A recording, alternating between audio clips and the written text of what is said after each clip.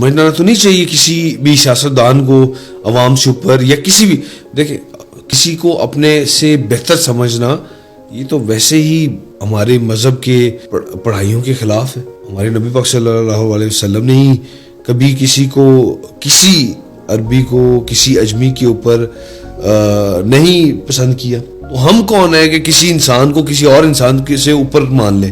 یہ جب مروسی سیاست میں جب آپ آتے ہیں, آپ کے جو سپورٹران ہیں وہ کنٹینیو سپورٹ کر کے بغیر سوال کیے جب سپورٹ کی طرف چلتے ہیں, وہ غلام بن جاتے ہیں. ہم سب غلام تھے ان دو پارٹیوں کے.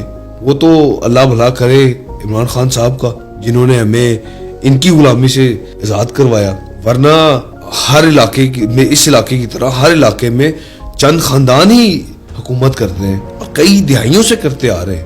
اگر خان صاحب نہ آتے تو میرے جیسا بندہ آگے بھی نہیں آتا. اور میرے ایم این اے صاحب ہیں, ایک متوسط طبقے سے ان کا تعلق ہے, ورکر آدمی ہے. یہ تو ہماری پارٹی ہے جہاں ورکروں کو عزت ملی ہے.